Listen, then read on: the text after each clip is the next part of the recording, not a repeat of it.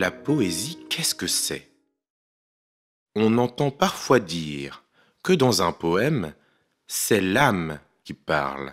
Et si ça n'est pas une fausse affirmation, on peut malgré tout la trouver un peu juste. Oui, la poésie est une parole chargée d'émotions, mais elle ne fait pas qu'apporter telle quelle l'émotion. La poésie la représente de multiples manières. On s'occupera principalement de deux de ces manières.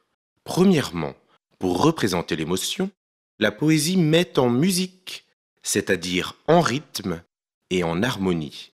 Deuxièmement, la poésie met en peinture l'émotion, la peint par l'utilisation d'images, qu'on les appelle ces images des métaphores, des comparaisons, des personnifications ou encore des oxymores. Mais écoutons, avant toute chose, un passage poétique. Je vis un ange blanc qui passait sur ma tête, son vol éblouissant apaisait la tempête et faisait taire au loin la mer pleine de bruit. Qu'est-ce que tu viens faire, ange, dans cette nuit? Victor Hugo, Apparition. Un poème, on le récite et on l'écoute, sans trop se creuser la tête, sinon on le rate complètement.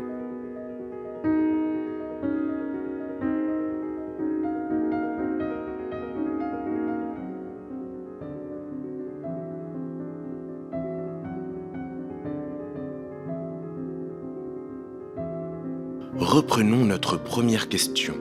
Qu'est-ce que la poésie? Oh non, ce n'est absolument jamais une suite de mots compliqués ou bizarres qui s'enchaînent gratuitement histoire de vous fatiguer la tête. C'est très souvent le résultat d'un travail très attentif sur le son que diffusent les mots dans nos oreilles et sur le sens que libèrent les mots quand ils pénètrent notre esprit.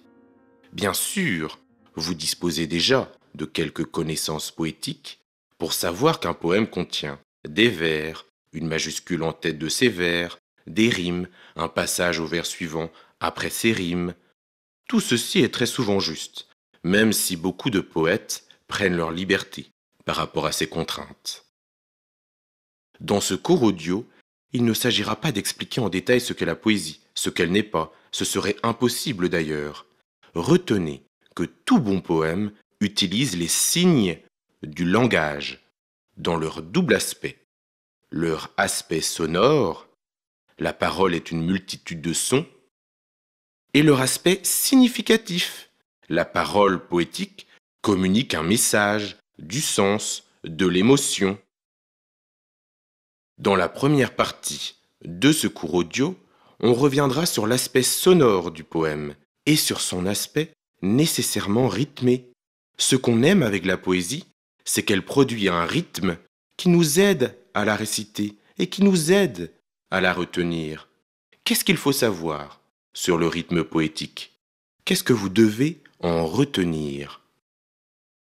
Premièrement, le rythme d'un poème va naître de la répétition de certains sons quand on lit ce poème. Je vis un ange blanc qui passait sur ma tête, son vol éblouissant apaisait la tempête. Il y a les répétitions du son et, du son peu, du son en. Voici deux vers rythmés. Dans un poème, la répétition sonore la plus importante, la plus connue, celle que vous connaissez le mieux, c'est la rime. La rime, c'est le son qui revient, répété, à la fin de deux vers au moins, et cette rime va battre la mesure rythmique du poème. Exemple, cheval perdu dans l'air, après la cavalcade, mirage du désert, oasis ou cascade. Vous avez bien entendu la répétition des sons en fin de vers, les sons R, puis les sons cad, qui sont revenus de manière croisée. Les rimes, oui, ne s'enchaînent pas toujours consécutivement. Elles peuvent parfois se croiser. On se contente rarement des rimes pour donner toute sa force musicale à son poème. Dans les vers même, il importe de soutenir un rythme en plaçant des répétitions sonores. Le carnaval s'en va, les roses vont éclore. On a les répétitions des sons O, A, C, et tout ça donne du rythme à votre vers. Je continue. Deuxièmement, pour faire battre encore un peu mieux le rythme de leurs vers, les poètes et les poétesses choisissent souvent, mais pas toujours, loin de là, de structurer leurs vers selon ce qu'on appelle un système métrique. Mais qu'est-ce que c'est, le système métrique ? Le système métrique, c'est l'organisation d'un poème qui contient en chacun de ses vers le même nombre de pieds, c'est-à-dire plus ou moins le même nombre de syllabes. Je parle bien des syllabes prononcées, celles qui produisent un son. Dans le mot chanteur, j'ai 2 syllabes, chant et teur. Dans le mot machine, j'ai 2 syllabes aussi, car seules les syllabes prononcées comptent en poésie. Oui, c'est un piège. Ma et chine. Le n final de machine ne produit pas vraiment de son. Il n'est pas compté en poésie, sauf dans certains cas sur lesquels on reviendra très vite. Je rappelle, la syllabe est composée de consonnes et de voyelles. Servez-vous de vos doigts pour compter le nombre de syllabes dans les 2 vers suivants. Le regret d'un instant te trouble et te dévore. Tu dis que le passé te voile l'avenir. Oui, vous comptez bien. Il y a 12 syllabes dans ces 2 vers. Ils respectent le système métrique de l'alexandrin, qui est le roi dans la poésie française. Important, il n'est pas toujours simple de faire le décompte des syllabes dans un vers. On insistera sur 2 problèmes techniques pour te faire découvrir les joies de la complexité poétique française. Premier problème technique. Que faire des syllabes qui terminent par E à la fin des mots, comme dans rythme, machine, système? Dois-je les compter quand je m'occupe du système métrique d'un poème? Pas toujours. La règle admise est la suivante. Si je place dans un vers un mot dont la dernière syllabe termine par E, je ne prends pas en compte cette syllabe, c'est-à-dire que je ne prononce pas ce E, sauf dans le cas où le mot suivant commence par une consonne. Grâce aux exemples, tu comprendras mieux. Le carnaval s'en va, les roses vont éclore.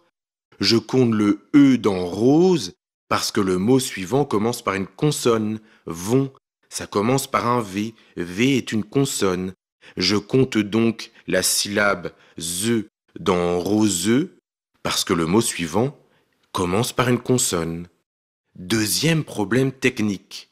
Que faire des voyelles qui se suivent comme dans les mots ciel, lueur, boa? Ces voyelles collées, on dit qu'elles sont en hiatus. On te laissera libre de compter les syllabes qui contiennent ces voyelles assemblées comme simples ou comme doubles, selon vos besoins. Ciel comptera comme une syllabe simple, ciel, ou comme syllabe double, c'est-à-dire comme 2 syllabes, si elle. Le ciel est plein ou le ciel est plein. Ça fait 2 vers de longueur métrique différentes. C'est tout ce que l'on dira sur la mise en place du rythme en poésie pour l'instant. Ouvrons maintenant le second grand volet de ce cours audio, celui des images poétiques.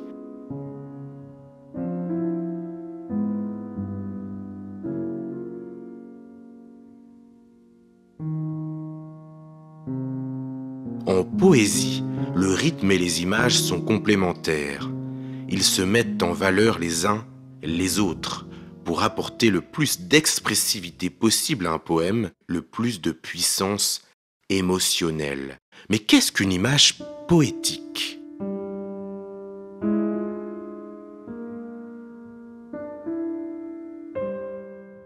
Pour bien comprendre ce qu'est une image en poésie, partons du constat suivant. Dans la vie de tous les jours, quand on s'exprime pour désigner quoi que ce soit, par le langage, un événement, un lieu, une personne, sans forcément avoir ce que l'on désigne devant soi ou près de soi, on utilise très souvent l'analogie, c'est-à-dire la mise en relation de 2 éléments du monde alentour Deux éléments qui ont des traits de ressemblance, des airs de famille, pour que celui qui nous écoute imagine, voit, découvre de quoi l'on parle.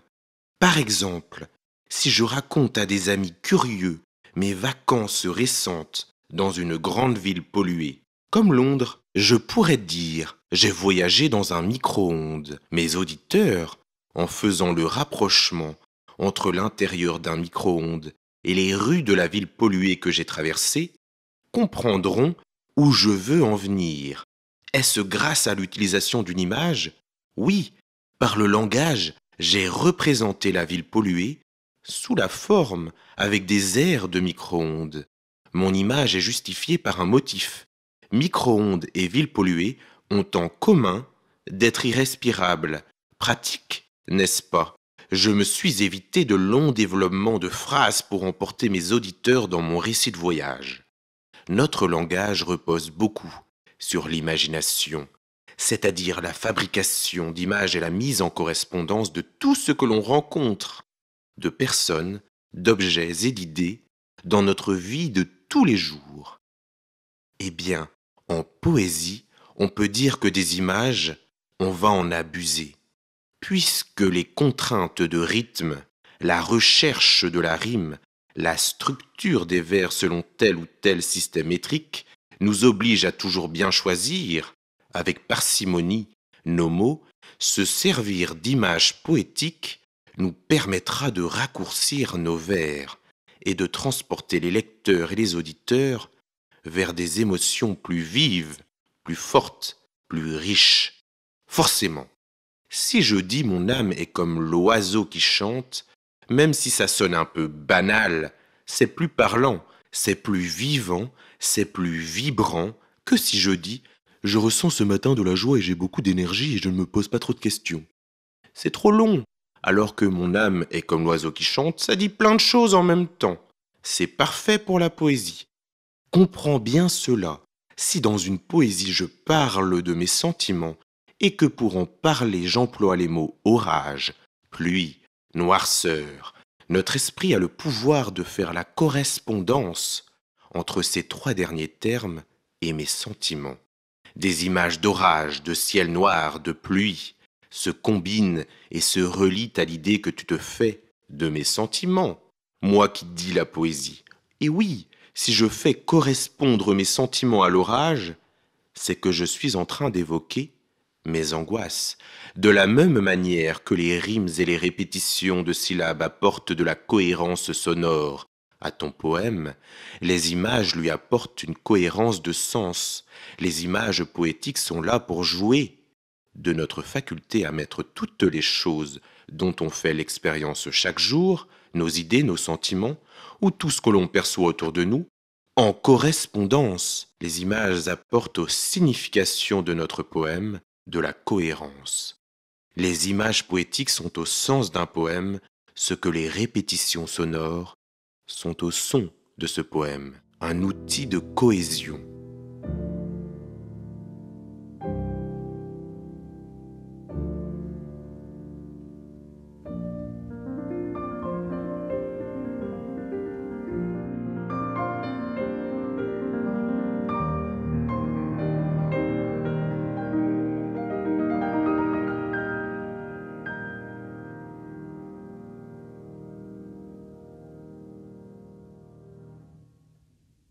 On classe les images poétiques en plusieurs catégories. On va faire un rapide tour dans chacune de ces catégories en ne gardant que celles dont on a parlé en classe. Premièrement, c'est la plus évidente, c'est la comparaison. Je donne un exemple. Je vis ce jour comme on cueille des tulipes. Le mot de comparaison, comme, est là pour te faire comprendre que je rapproche deux expériences qui se ressemblent.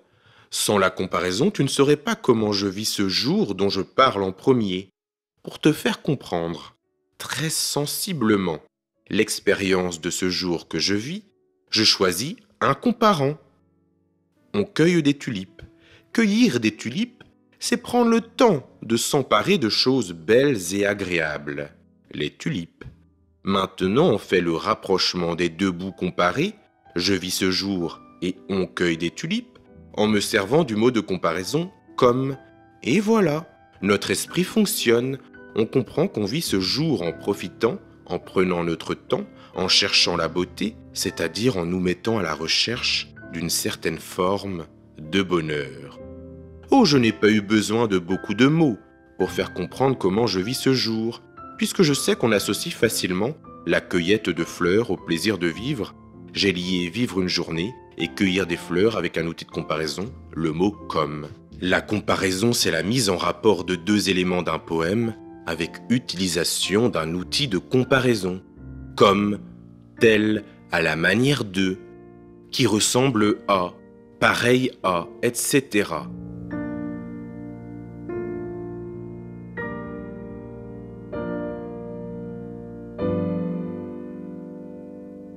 Deuxièmement, on a la reine des images poétiques, plus subtile que la comparaison, la métaphore. Vulgairement, la métaphore, c'est une comparaison sans mot de comparaison, sans comme. La métaphore est créée quand je joue, encore, d'un trait de ressemblance, d'un air de famille, entre deux choses, entre deux idées, entre deux actions, pour permettre à celui qui me lit, à celui qui m'écoute, de saisir avec plus de sensibilité ce que je veux exprimer. Le mieux, c'est encore l'exemple, évidemment. Si l'on dit « je m'évanouis devant la beauté de cette plage », c'est une métaphore. Pourquoi ? Parce que je rapproche deux puissances. Je compare la puissance visuelle et esthétique de l'émotion qui s'empare de moi quand je me tiens devant cette plage à l'évanouissement d'un être humain. Je ne m'évanouis pas vraiment sur cette plage, je ne tombe pas en extase, mais pour bien te faire ressentir le plaisir esthétique que je ressens en la découvrant, cette plage, je laisse imaginer à celui qui m'écoute parler de mon expérience sur la plage, mon évanouissement, pour qu'il comprenne efficacement à quel point j'étais impressionné. Si je dis « ma vie est une route pleine de virages », pas de mot de comparaison, mais hop, vous saisissez immédiatement. Il y a un trait de ressemblance entre ma vie et la route pleine de virages. Bien sûr que ma vie et la route ne se confondent pas. Ce sont deux choses, deux ordres différents. Mais il me suffit de cette métaphore pour exprimer pleinement un message. Durant ma vie, je prends différentes décisions qui chaque fois modifient profondément mon quotidien. D'imaginer une route avec des virages te donne une représentation plus claire de ce qu'est ma vie. C'est ça la puissance de la métaphore. Exprimer de manière vigoureuse, vivante et créative les émotions et les idées que l'on veut faire circuler dans tout ce que l'on dit, et plus particulièrement dans nos poèmes.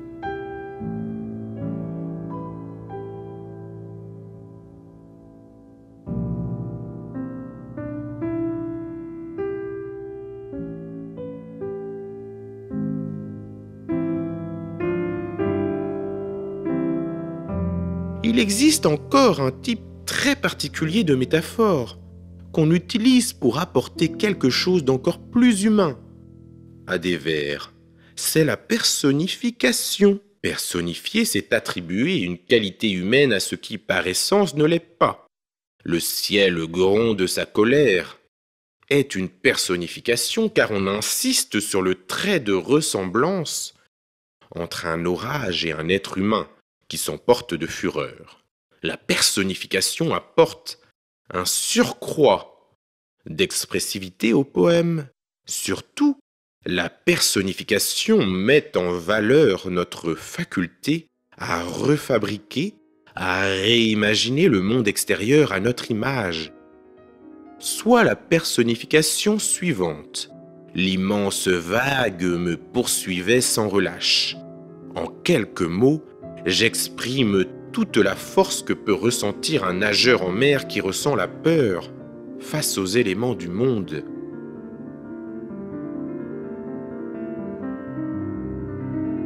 On donnera la conclusion de ce cours audio par quelques mots sur une catégorie fascinante d'images poétiques, les oxymores.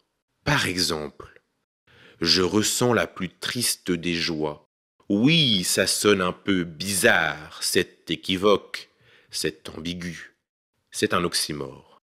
L'oxymore, c'est le rapprochement au sein d'un vers ou à cheval entre des vers très proches de deux éléments de langage contradictoires, paradoxaux. L'oxymore, c'est le paradoxe en poésie. C'est lier l'eau et le feu, la nuit et le jour, le bien et le mal. L'oxymore, c'est très expressif. Ça représente tout ce que la vie, les hommes et les femmes, le monde en général, ont de contradictoire. Les émotions qu'exprime une bonne poésie ne sont jamais simples. Et les oxymores sont un outil puissant pour exprimer toute la complexité de ce qu'une âme humaine est capable de ressentir et de verbaliser. D'autres exemples d'oxymores. Ce court chemin semblait sans fin. Je riais de douleur. Mes yeux parlaient une langue de sourd. Je tombais contre le plafond. Il me semble que si vous comprenez déjà tout ce que je viens de vous rappeler, on sera super bien. Je n'ajouterai donc rien à ce cours audio. Et je vous dis tout simplement à tantôt.